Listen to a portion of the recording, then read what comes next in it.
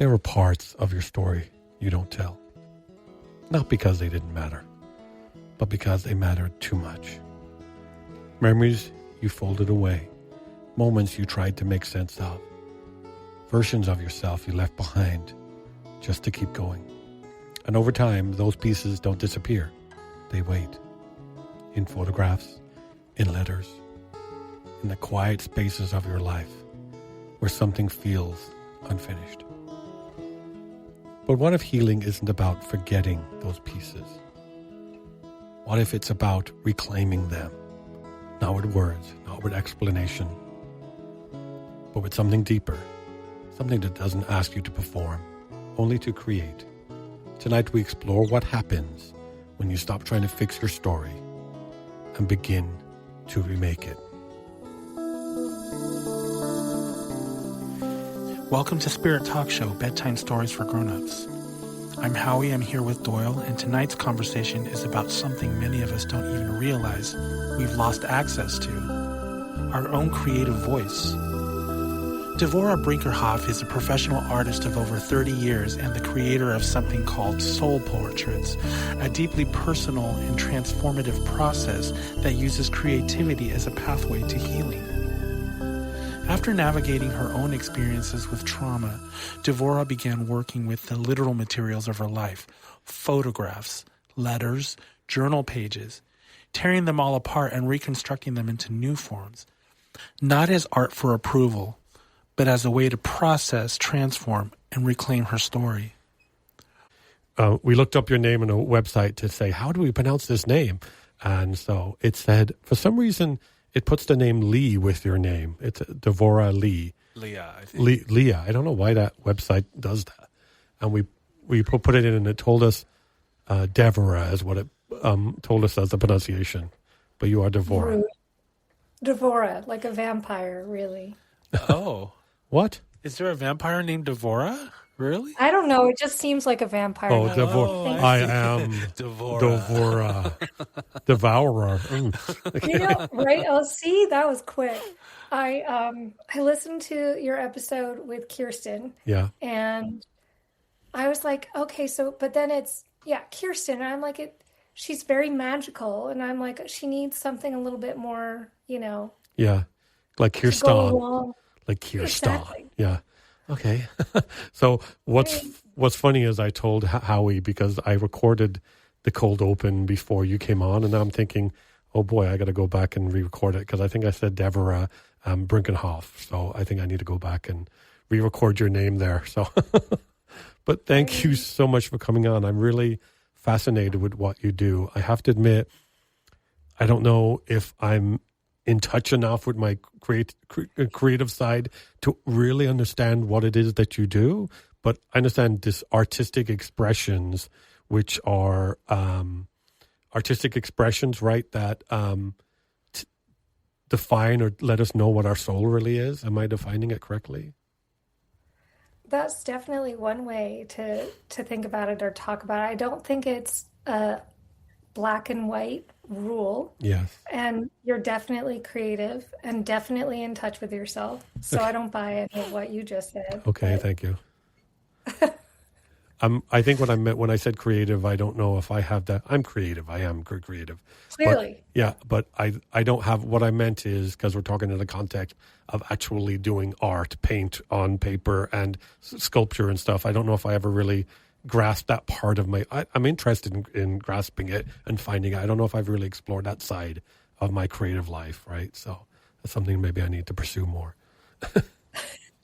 If you have a pull or a calling, right? Yeah, well, I mean, I'm definitely getting a lot of my creative side out on this show, speaking to amazing people like you and Kirsten and other people that I spoke to tonight before you came on. Surprisingly, the people I spoke tonight are all about doing work to discover your soul and who you authentically are. I didn't schedule that on purpose. That seemed to be the people I spoke to tonight. So that's great. I like that. I like exploring that. Do people come to you, and is there like a class that people come and you guys do it, or is it a one-on-one counselor type situation? There's they're workshops or commissions. So like I was working on a commission earlier tonight where somebody sends me all of their materials about, well, it can be anything, right? It can be decades of life or one particular experience that they're having trouble like maneuvering through. Yes. So, or it can be a celebration of life. It doesn't have to be all the dark stuff, but it can. I gravitate towards that. Because your name is Devorah, so that's the queen of the night. Okay. Like, do you remember when you realized that art wasn't just expression, but it was healing? Oh, that is a slow unravel. I think I had different periods of my life when I knew that and then forgot it and relearned it or re-remembered and came back to it. Okay. Most like specifically during when I was like 42 and the shit hit the fan. Okay. So, so last year. Good one, Doyle. Okay. Well, you don't look much older than 42 now, to be honest. So but okay, and it hit the fan in a way of you're doing something incorrect, or you need to go a different direction. I had so no, so we had I don't know how to like just jump right in. Okay. Yes. I mean. It was when we found out our kids were being sexually abused and needed to like let people know. And in doing so, my father-in-law called like every single person we knew and said, don't listen to them. She's lying. She's crazy. Oh, God. Please join this lawsuit against her and them. And so we lost everybody we knew in like a matter of 24 hours. So that kind of fan.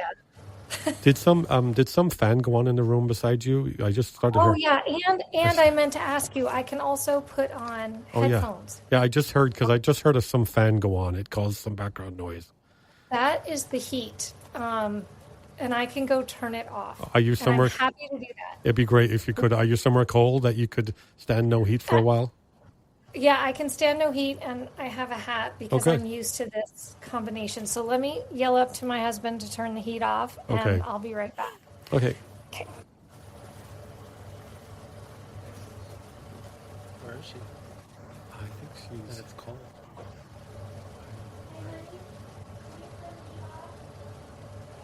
Where's she located?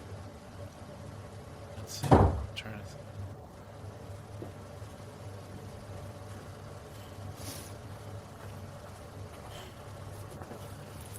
So you kind of, when you said that thing about your kids, you kind of hit me in the feels because I am a survivor of childhood sexual abuse myself, and I know the pain and the family, and that definitely resonated with me, and the division in the family. I didn't even tell my mother until I was an adult. So it definitely, because some people's reaction when you tell them is, "How dare you have not told me before?" Like something's wrong with you. Why? You're 25. Why didn't you not tell me when you were 10 when it was happening? It's like it becomes your fault that you didn't allow them to save you at the time, right? Yes. Yeah, exactly.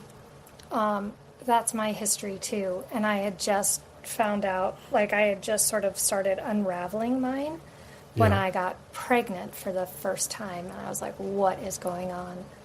So I knew not to tell anybody in my family, but I did tell people in my husband's family. And then when it was happening with our kids, because it's his wife's middle son. And so they used that to call up my parents and let them know what I had shared with them. And then they joined a lawsuit. So it was such a mess. Like people always... They don't know what to do with it, right? Blaming the victim. Yeah, I mean, they sued you? Is that what you're saying? Sorry, I didn't mean to. Wow. Yeah, there you go. Wow. And the heating is still on. Does it take a... Yes, so it's going to take a second to turn off, okay. But it will, I promise you. Okay. I was talking to... Go ahead. Oh, sorry. No, go ahead. I didn't mean to interrupt you. I was just talking with somebody. I think they were somewhere in Africa, and they were on Riverside and would mute themselves in between asking questions. But when they unmuted themselves to ask me questions, there was like a jackhammer going off in the background. I thought Riverside was like magical. Well, Riverside can do magical stuff. When I edit, I'll be able to probably take out that sound of the, like I've had some really bad recordings when people come on and they don't have an external mic. They're speaking into their laptop mic, and I've managed to make it sound very good. So you can do some wonders with audio editing, but there's only so much you can do, and you do take away some of the warmth of someone's voice, the authentic, like when you're treating the sound and stuff. So I like to try to keep it as our shtick on the show is we kind of edit the intro and the exit, but everything in the middle is a conversation as we had it. They're going to hear exactly what we're doing now. They might even hear the thing about the heater and stuff. I don't edit and take the things out. They're listening. They're really getting to experience a really authentic, real conversation. And however it goes is how it goes. And I know I definitely want to talk about your thing, soul portraits, of course, because that's the topic that I really I'm interested in. But if it goes to somewhere else, that's where it's supposed to go, and that's meaningful too. Is that thing resolved? Are you still going through that thing with your kids? So, I think you would probably agree with that it is something you carry. Oh yes, forever. For sure. Yeah, for sure. And so we're not done, but they got to express it in a way that I never did, and that's right. And yeah, and it was never a secret. We lost everybody, but they didn't have to keep a secret, and they didn't have to be ashamed. And then it doesn't have the same kind of power that it does otherwise. I mean, I don't mean to be harsh, but you didn't lose anybody not worth losing, right? I mean, if that's the reason, if that's the reason you lost them, they weren't worth losing. They weren't worth not losing. Yeah. That's it's a tricky thing, because the people, I totally adored my family. It was really hard, and my parents and I have actually sort of resolved it mostly, except for we agree to not talk about it, and so. And just I'm not going to say that it didn't happen. I don't need them to agree with me, and I don't need them to believe me. And that's the same for my siblings. Yeah, that's my boundary. Well, I've definitely come to that place with my siblings. We don't get to live in a lie. I don't say things aren't true. I'm not going to say things just because that makes you comfortable. The truth is the truth, and it definitely has affected my relationship with my siblings. It's what I say to people jokingly, but not really jokingly. I grew up in Ireland, right? Nice. Yeah, I grew up in Ireland. I now live in California. Me living 7,000 miles from where I grew up isn't probably by coincidence, right?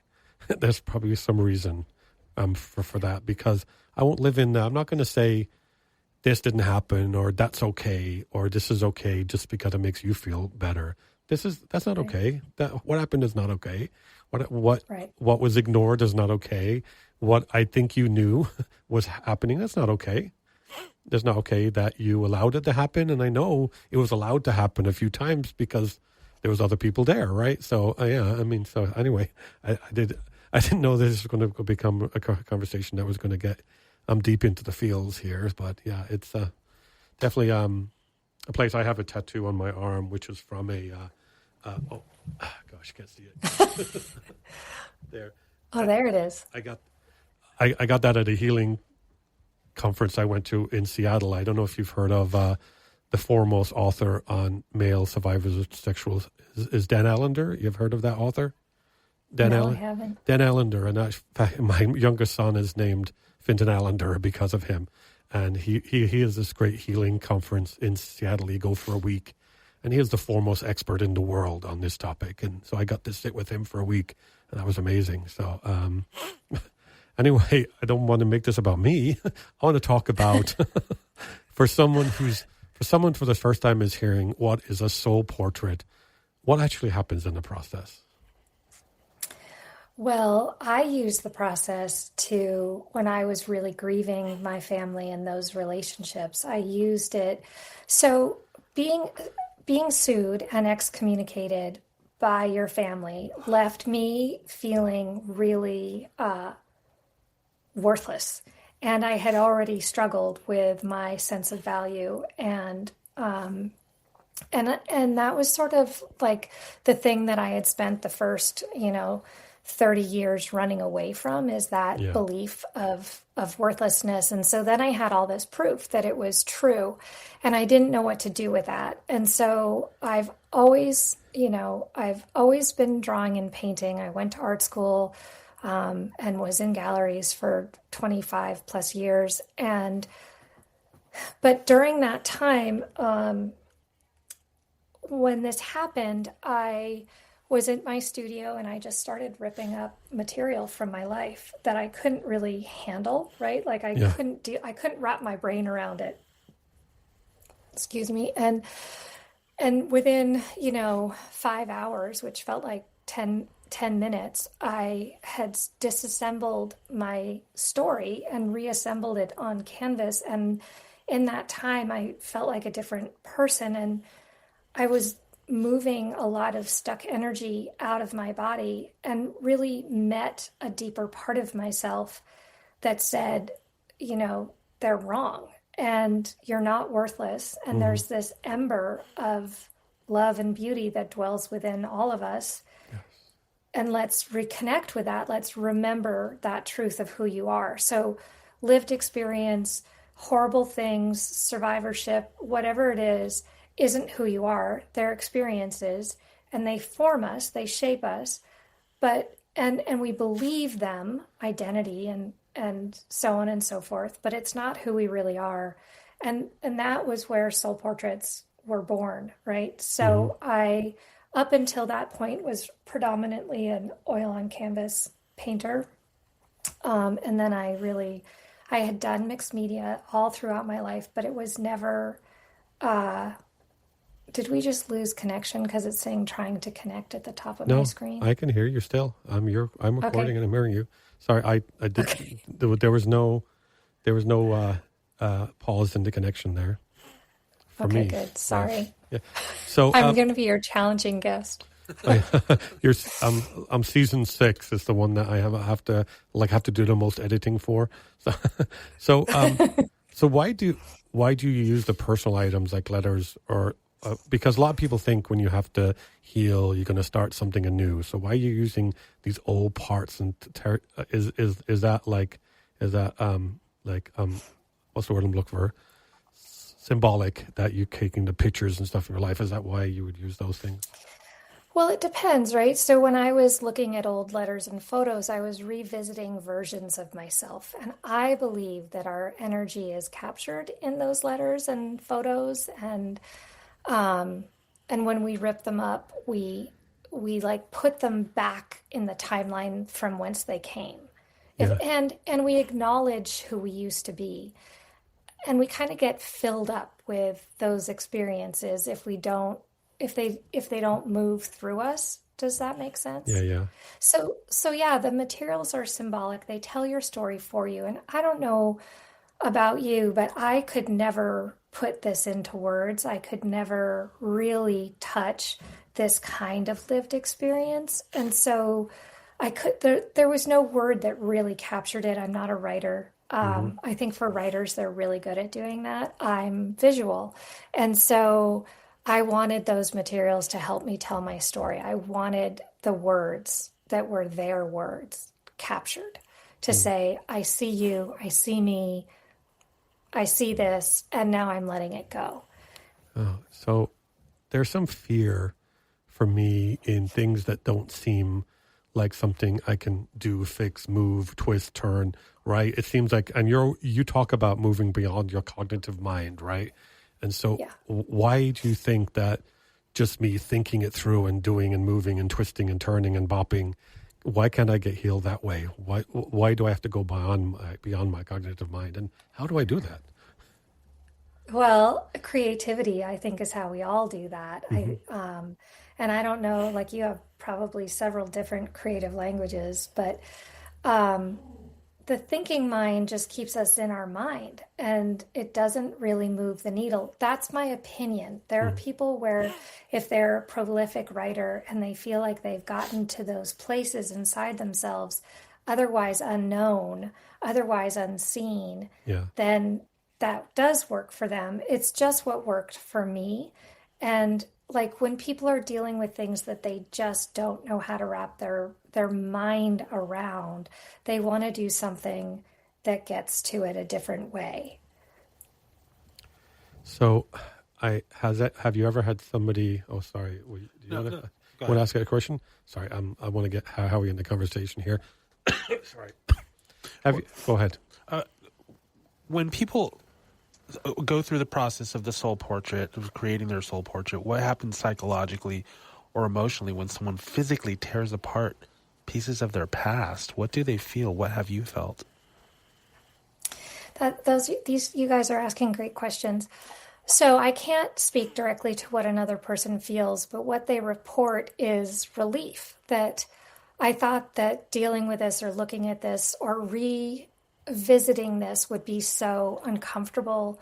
And really, what I hear is that they're not only relieved, but that whole thing where they have a experience of doing hard things, of there's a lot of resistance in this process because of the thinking of like anticipating what it might be like to Yeah. revisit a memory that's Scary. Yeah. painful. And then they get to that memory and they're like, this is nothing. Like I've been carrying it in a way that was so distorted. But when I have the actual material letter photograph in my hand and I really look at it or I reread it, they almost always discover something really lovely about themselves and their intention at the time. And so they reconnect with that part and let go of the distortion around it. Wow. Have you ever had somebody discover something through the process that they didn't even know they were carrying? No. I have an experience of something that I made in college that's like super creepy. Oh, And I had no idea what it was about. And Devorah. like Yeah. 20 years, what's that? Oh, I'm going back to your name, Devorah, Queen of the Night. So yeah. Devorah. Devorah. Sorry. Okay. Yeah. So, tell us, I'm sorry for interrupting the thing about college. So I made a lampshade from one of those famous murders. And so there's a dead woman wrapped around each panel, and she's put together so that her hands touch her feet, touch her hands, touch her feet. And from a distance, she looks like a dancing paper doll. You get close to it and turn on the light, and then there are old photographs of me as a child with my family of origin and then a young woman. And it's like super creepy. And I had no idea what I was making, but that's the kind of thing that our subconscious, like my body knew.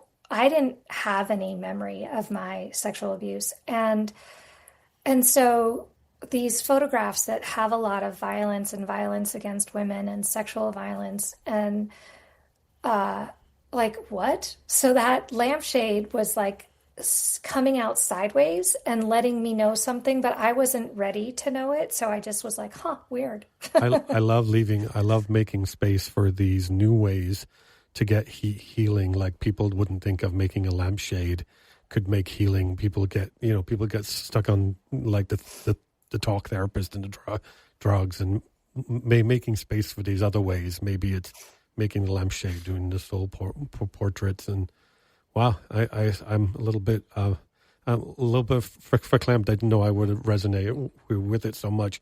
I don't know if I have the artistic ability to do it, but I think maybe I do. I mean, hey, come on, maybe. Do you have the skills of a 3 and 4-year-old who can rip paper, smear glue around, and slap paint over the top? Probably. Yeah, Probably. I thought maybe. Yes, Basically, talk about a question. That was a mom question. Yeah. Have you ever got your own milk before? Yeah. How about, yeah. Wow. Okay.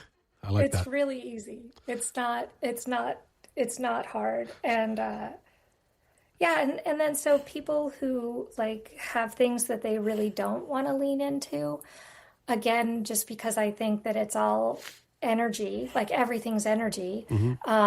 When they send me their materials, I take care of it for them. And so when people have like children who've committed suicide or somebody in the trenches next to them get blown up in the last war or the current war. Oh gosh. Yeah. So it just seems like, but it seems like my mind goes to, maybe it's because I have a math mind, but the work is not in the tearing and ripping and gluing. The work is in knowing how to put them together in a way that has me, no? The work is kind of in the tearing and the ripping and the gluing and really the revisiting and the self-witnessing, because it's you're self-witnessing. And to me, like talking to a therapist, and believe me, I spent years and years and had some wonderful therapists and some terrible therapists. But you just get stuck and you're just telling your story. You're like a little, you're on repeat. And so it's that for me, when I ran into other people's judgment or other people's biases, like that just made me shut down more. And so when I was in my studio, or still to this day, like I'm with myself through the materials in a way that I can't get to by talking. And to me, that's witnessing parts of my own story, my past, that nobody else needs to understand. But as long as I do, like that's where your power is. Like you're the only one who needs to know. You're the only one who needs to understand. And I love that, because there's a lot of, shame. And if you're afraid to say something or feel really shameful, you don't have to. So people can share it, like in a workshop, people can. But they don't, again, it's really that knowing our own ability to know when something is too much, to walk away, to have our own connection to that personal inner wisdom and knowing, because that's the power. That's your power. And something you said that resonated with me was, I don't know why I keep using the word resonate tonight, but is that it's not important that everybody else sees what you did to heal yourself. What's important is that you see it. And I know that we do get stuck in that, look, I want to show you guys that I'm healed. Look at this thing that demonstrates I'm healed, right? That's the culture we live on. I demonstrate something when that's not the important part. The important is that you know it healed you. And that's really cool. So if you will indulge us for a second, we can show you. I have a quick question. Okay, question. You go. What is a common thread with people who use this soul portrait process? What common things are they healing from? Is it sexual abuse? Is it like you mentioned suicide earlier? Is there a common thing? Is there a common So it's a huge umbrella of grief and loss. So whatever your grief and loss looks like, that's what's common, whether it's divorce or a career or the loss of a loved one, loss of identity. Yeah. It can be anything. But then I have the sweet elderly couple who are, celebrating some ungodly number of years together. And it's this beautiful, like, just, mishmash of memories and travel and places and experiences. Yeah. Oh, your life is so perfect. No, I'm joking. Your life is so perfect. You've loved someone for 58 years. Wow. I'm so happy for you. If you will indulge us to show you a little bit of our creative side. We do stories. Oh, yes, please. We do stories on the website. So we researched you. We looked you up. We saw some blogs about you. We collected all the information, and we created a story and a poem. I don't know if we'll do them both, but we would like to. So if you'll indulge us, we're going to read the tribute story, which is about you and your work. So I hope we captured it. So here's the sultry voice of Howie. I have to say that now, because fans actually ask me about the sultry voice of Howie, which I said like one time as a joke, and now I got to say it every time. So here's Howie. All right. What we keep. There are things we carry long after we stop talking about them. Not loud things, not always visible things, but pieces. a photograph tucked into a drawer, a letter you couldn't throw away, a page from a journal that holds a version of you you barely recognize now. We tell ourselves they're just objects, but they're not. They're fragments of a life lived, moments that shaped us, stories we didn't always choose, but learned to carry. Devorah Brinckerhoff understands something most of us don't. That's what we keep is not random. It's meaningful, even when it's painful, especially then. There was a time when her work, like many artists, lived in the world of approval. Galleries, collections, the quiet, unspoken question of whether what you create is good enough to be seen. And she did that well. But underneath it, there was something else waiting. Not to be displayed, not to be judged, but to be understood. It began not with a masterpiece, but with honesty. Taking the pieces of her own life, letters, photographs, journals, and doing something unexpected with them. Not preserving them, not even protecting them, but transforming them. Tearing them apart, rearranging them, reclaiming them. To anyone watching, it might have looked like destruction, but it wasn't. It was a kind of conversation with the past, with memory, with identity. A way of saying, this is a part of me, but it doesn't have to define me. And in that process, something shifted. Not just in the art, but in her. Because when you stop creating for the world and start creating for truth, something opens. A deeper voice, a quieter knowing. A recognition of who you are beneath everything you've been told to be. That's what became Soul Portraits. Not just a method, not just a practice, but an invitation for others to sit with their own pieces, the ones they've hidden, the ones they've outgrown, the ones you don't quite know what to do with. And instead of asking, how do I get rid of this? To ask something different. What can this become? In her work, people don't erase their past. They engage with it. They touch it, reshape it, see it from a place they couldn't before. And slowly something begins to change. Shame softens, stories loosen, identity expands. Not because the past disappears, but because it no longer held the same way. And maybe that's the quiet power of it all. That healing isn't about becoming someone new. It's about gathering the pieces you thought were broken and realizing they were never meant to be discarded, only transformed. Devorah doesn't give people a new story. She gives them the space to remake their own. Okay. Nice. I think that captured your work, what you do, what your... I thought it was really cool. It was really, I thought it really captured what I think you do. What do you think? Yeah, I think that was great. I really think it nailed it. Wow. You know what really hit me was not letting these past traumas and the identity of who you were before define who you are now. Yeah. Redefining yourself. That's what I want. That's what I need. That's what I'm seeking right now personally. I mean, and I think it's people don't understand that, my own son had an unfortunate experience in relation to what we're talking about now, and people don't know the place you first go to when you find that out, like the monster rage that's inside that you didn't even know was there, that you almost have to hold down to, you could destroy.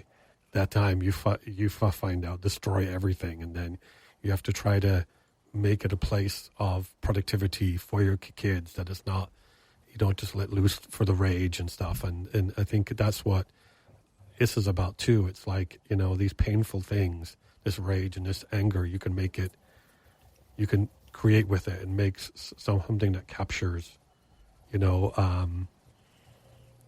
your soul. I mean, there's no better word. I was thinking of a different word. I didn't want to sound crass and take your word, but that's why, I mean, I don't think it's crass, but I was thinking of a more dramatic word to say, but I think soul is the word that, why find it why find a different word? I mean, that's the word.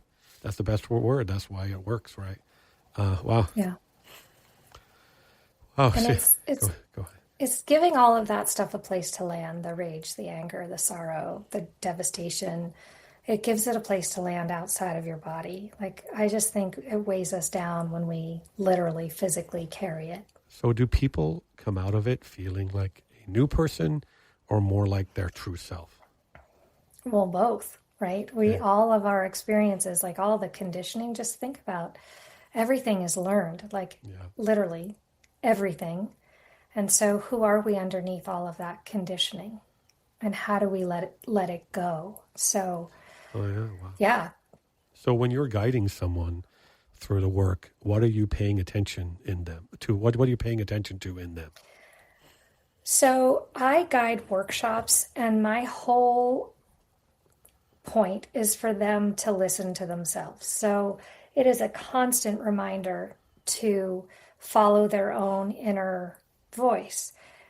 That creative space really is a flow space. And so people just drop into it if they're gardening or cooking. Like, there's creativity is literally everywhere. So people who come to workshops and they start ripping things up, they're anxious at first. Like, am I ripping right? Am I gluing right? And you literally cannot get it wrong. And so they feel, they sink into that and recognize they get a little taste of their power. It's just right inside of us. And they probably go into, I know some people probably go in, they're ripping, does Devorah think I'm doing it right? Does she like what I'm doing? Am I doing it right? Is she impressed with my work? Is she, because we're so used to this in society, this professional validation, like you're doing something right, you're being watched, you're doing something right. And I think people probably get stuck in that space too.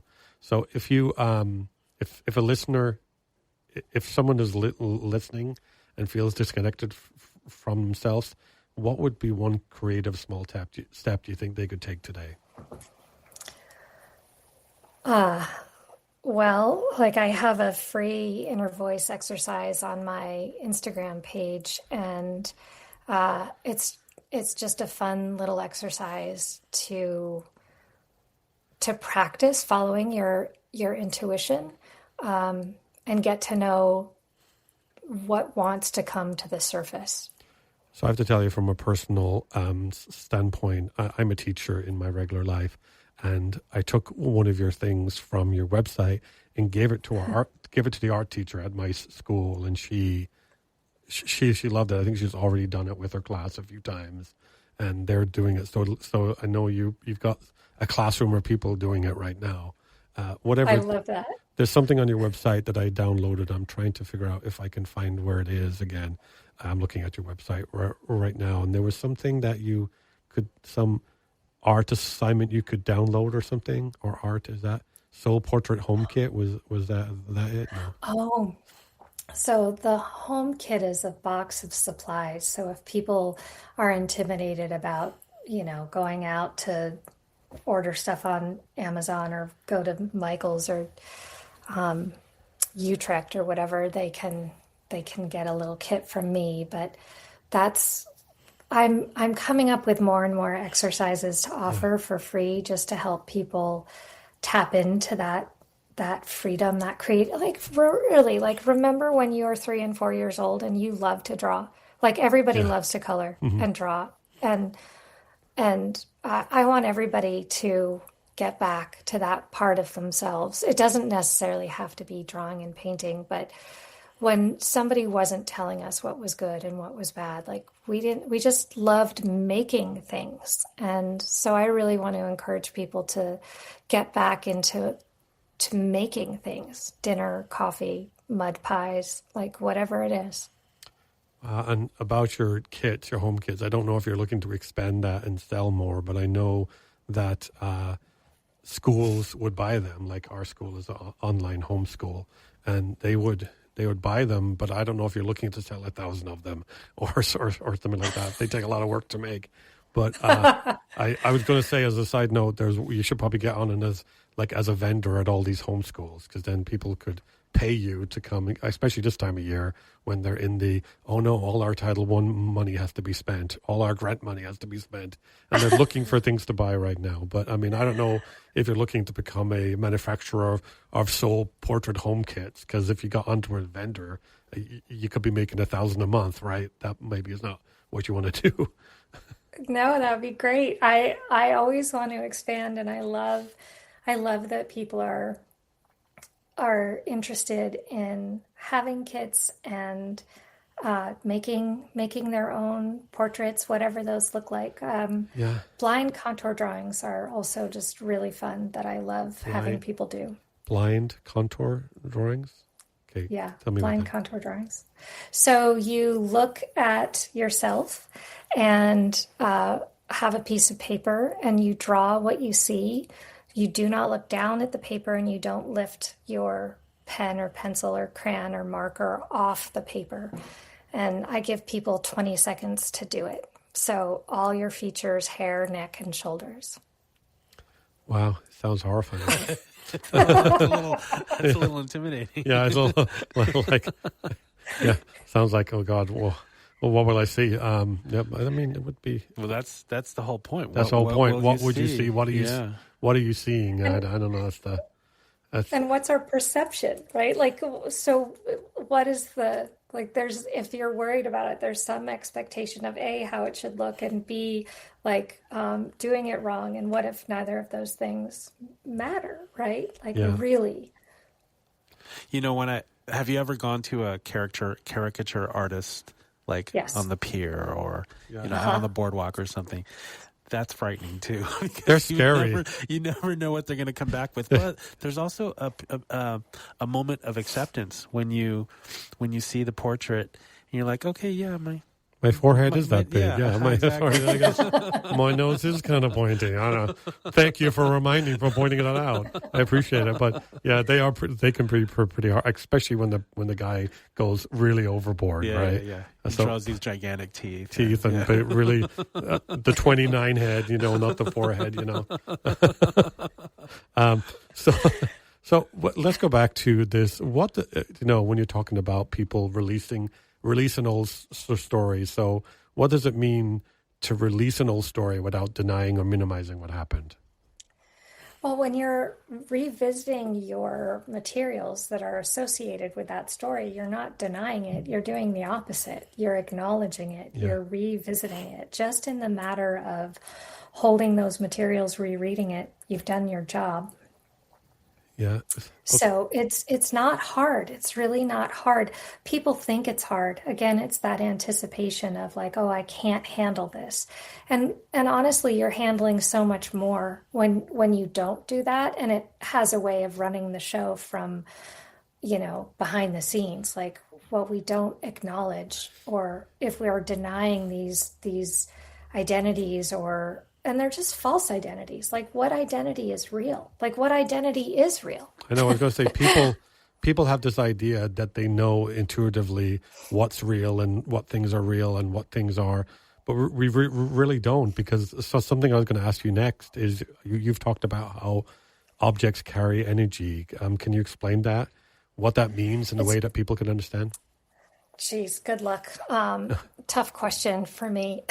It's just like I've always believed that everything was alive and that everything's connected and that everything is talking and speaking in its own language, right? Like rocks and everything, right? Really everything. And so I love thinking about who planted the tree that now is my kitchen table, and that their part of their energy is in my table, and so is the tree and the earth that it came from, and in that specific area of the planet. And so I just think that is a remarkable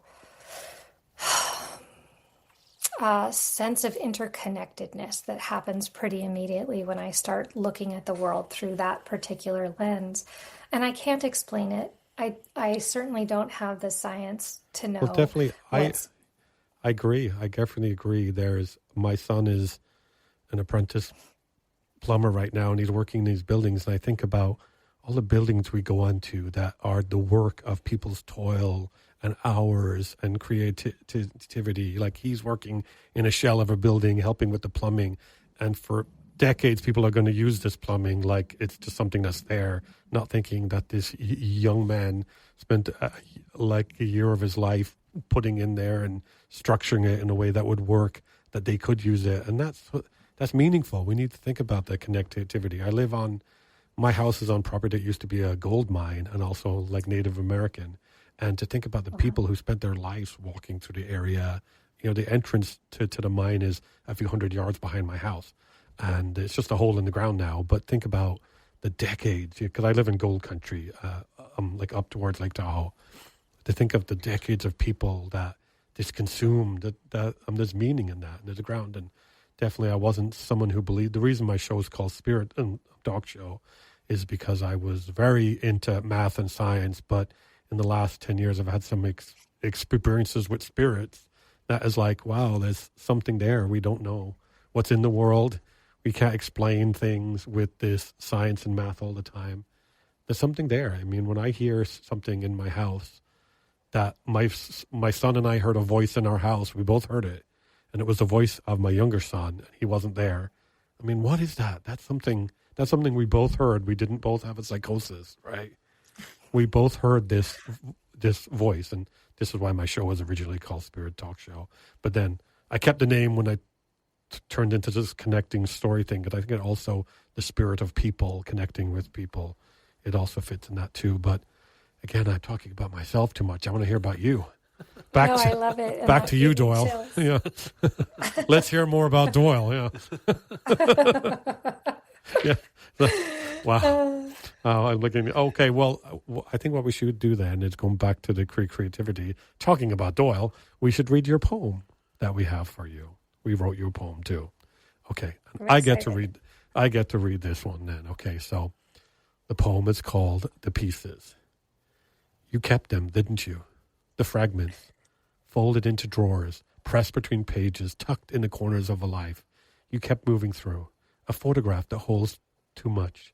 A letter you read once and never again.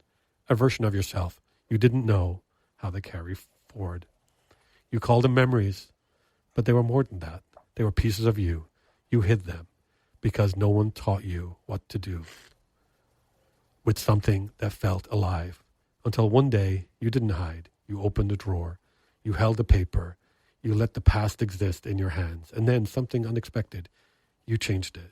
Not to erase, not to deny, but to transform. Torn edges, layered meanings, a story no longer fixed, but fluid, alive. And in the making, you saw it.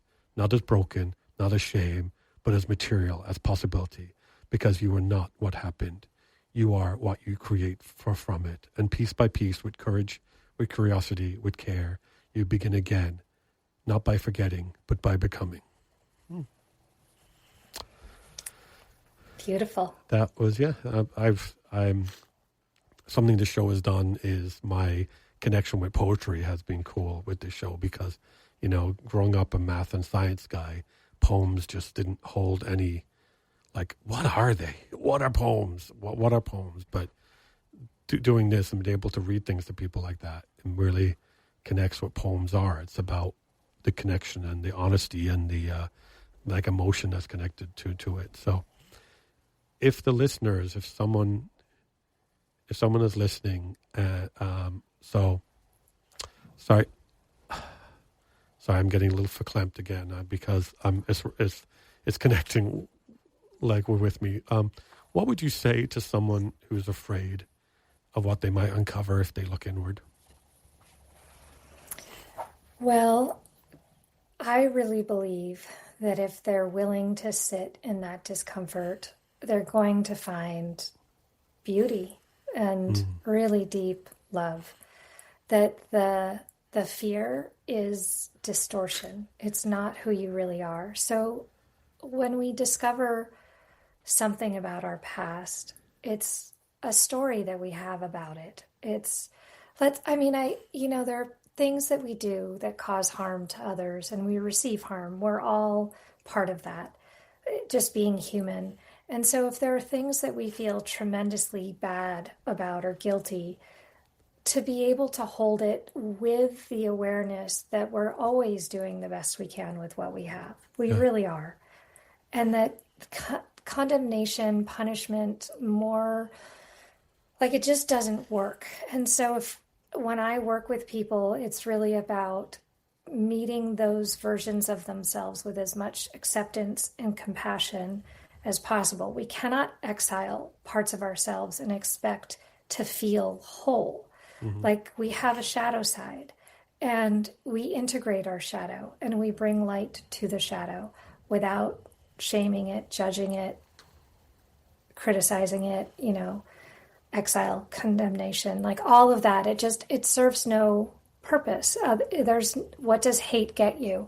And so when we hate or reject parts of ourselves, it's the opposite of self-love, and we cannot understand unconditional love if we are delivering those mind messes towards ourselves. And so when somebody's in resistance to it, like I was, right, I was really afraid to look at all of those. I was beside myself with self-loathing, and I just started reading these horrible things, and there's this little rebellion inside all of us that says, no, like that is not true. It's just not true. And for the people, again, because I work with a lot of people who have had family members or close friends or spouses kill themselves and commit suicide, it's when the self-hatred has become so distorted and so depressed that we can't reach them. And so I am very aware that there is that potentiality, and I am not speaking to that. I really want people to know that they are more than what they believe they are, and to hang on, right? To hang on and seek and get the support that they need so that they can be held moving through those trenches. So when somebody like I did tonight, I'm ashamed to say, said, I'm not creative, what do you think? What do you think that belief is really protecting?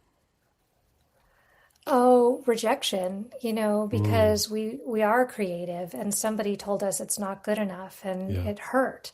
Or that's not as good as Timmy's or whatever. Art had to be good. It had to be good. Yeah, exactly. Yeah, what is good? It's so subjective. Like there are paintings that I am like, wow, really? Yeah. And you just spent $30,000 on that? Okay. And somebody loved it. And so it's who is anybody else? Gallery owners, museums, to say what is art and what isn't art. If you've made something, you're an artist. If you like something, it's art.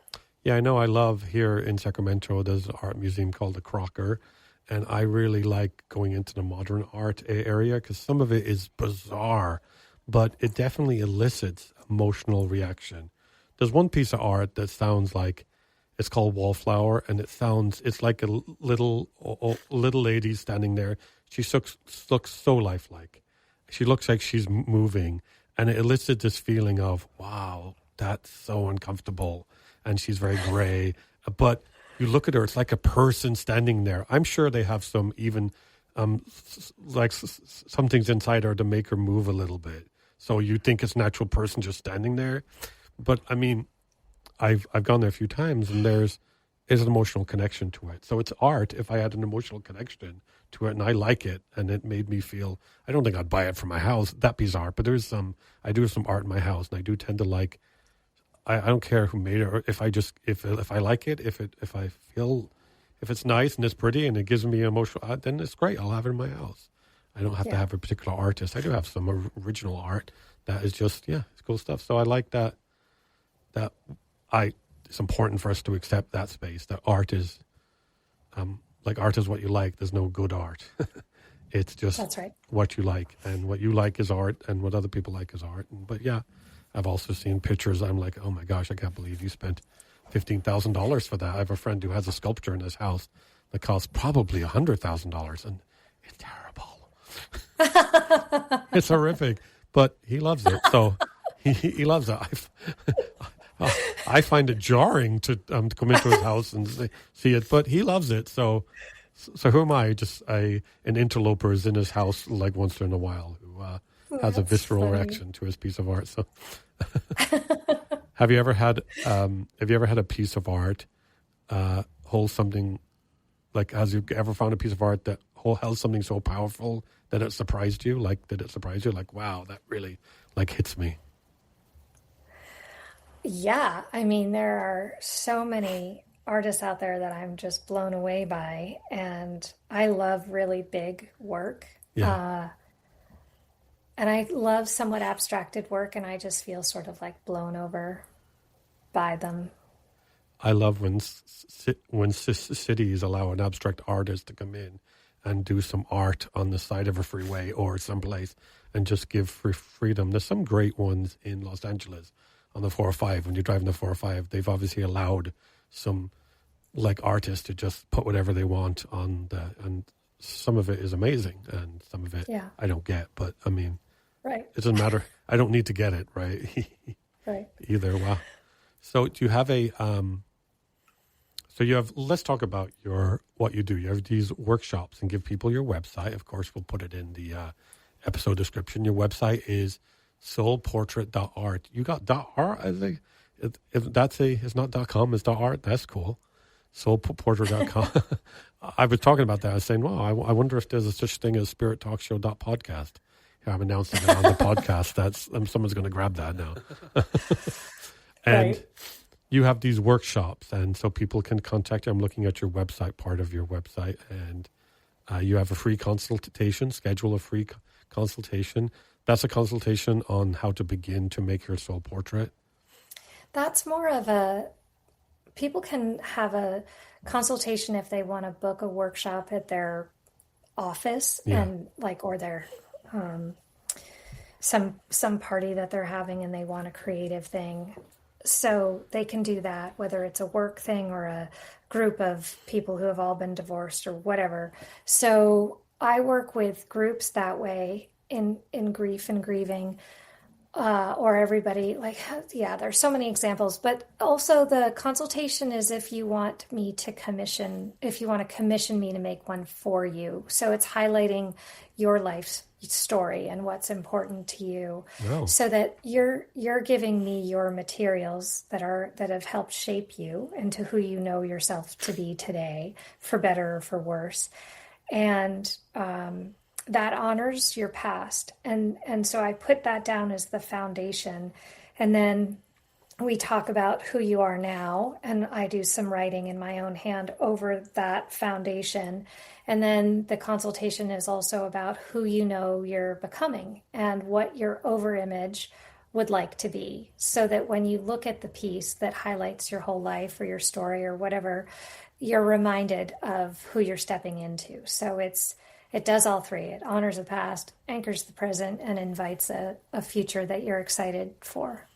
And people can book you. Is this something you've done online or you do in per person? I don't know where you're actually located, but is stuff you do in person? I'm outside of Portland. Yeah, I do both. I do online, virtual, and in person. So I love working with veterans, and I like going up to the VA and so, or firemen, for example, anybody who's in these really high stress, high trauma jobs, police officers. I used to sit across from perpetrators and prison inmates, and I really like working with them too. So if, for all the same reasons, right? There's a reason why they're making the choices that they're making. And self-forgiveness is out of the prison, right? If we can forgive ourselves, then we have a fighting chance of turning our life around. Yeah, I worked in a prison for 2 years, and the prisoners weren't the part that's concerned me. The prisoners, because a lot of them, we've made bad life choices and experiences, but the connection with the prisoners was good. Those people, and being able to offer them a space where somebody didn't treat them like a number and stuff was very important to them. And so my class was a safe space where they could be people again. And that was very meaningful that they need that, because I think the problem is they're there and they're numbers, and they're treated as these objects by these officers. The hardest part about working in prison was the way the guards treated them. Was the hardest part to watch. It wasn't 100%. It wasn't the prisoners. It wasn't the environment. That was the hardest thing to see. The mind games that the prison guards would play. That's the part that made me actually leave, because I emotionally couldn't take it anymore. My soul was hurting to watch it. But I worked there for 2.5 years in Folsom Prison. Wow. Yeah, I'm getting disconnected with my questions because this is so much I want to ask. But if people are listening, and a large portion of my audience are 25 to 45, and people are listening, and this is something that's connecting with them, what's the advice you want to give? I call them the kids because I'm a little older than that. Well, what do we want to tell them? That their value never changes, that they're brilliant, beautiful beings, and they deserve to know themselves deeply. And they can. With this and other ways that, wow, this was really special. I was a little verklempt at the start when it took that other turn about our shared experiences, that are terrible shared experiences with you and me and your kids and my son too. That kind of put me like, oh wow, it was great, and I think it's important to hold space for that too. But I was a little bit like, well, I didn't think it was going to go there, but I'm glad it did. It went where it's supposed to go, right? Yeah.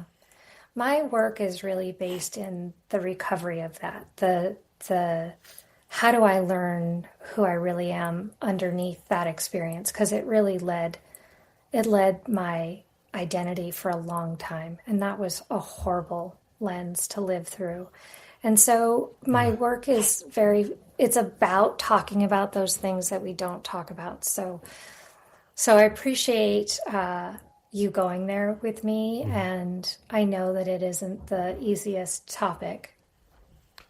It is. It makes me think about, when people are doing this, they probably talk about doing the soul portrait with you, and they probably people come up to a moment of resistance and they don't want to go any further. And, what does that look like for people? Like, can they... Do you ever get to the point where someone says, no, I can't do this anymore, and we stop the process? So in a workshop, I've never had anybody walk out. When I used to do one-on-ones, I've never had that experience either. Right.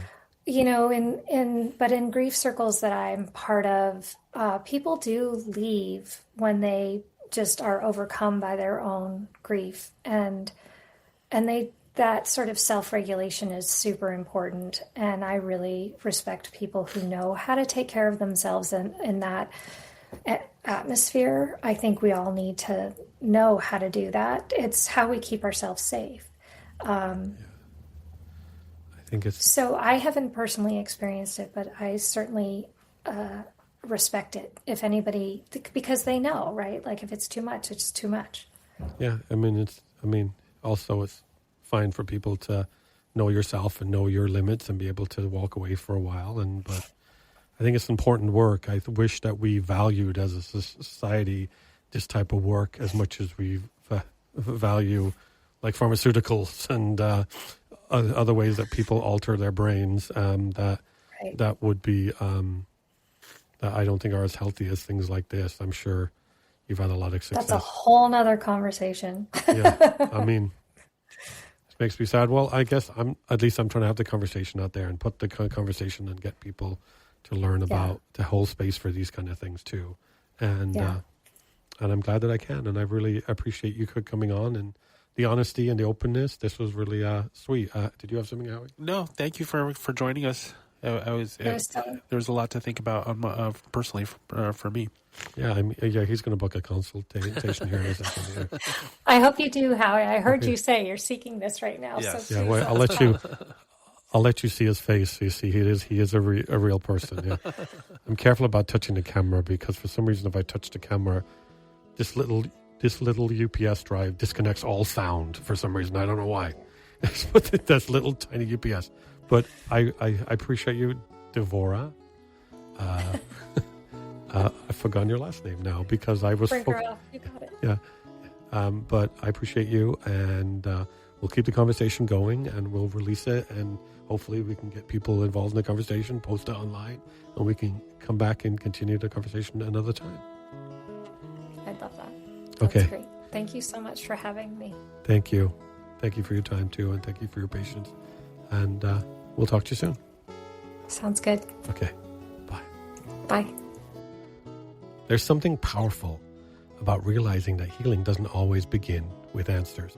Sometimes it begins with permission.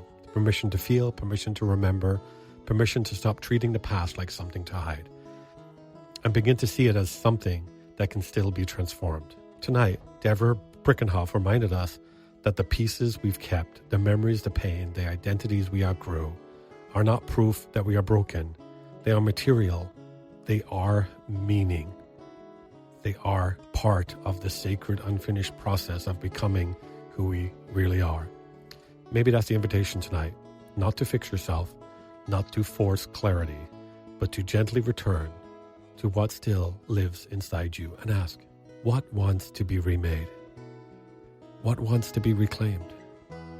And what might have become possible if you stopped judging your story and started creating from it?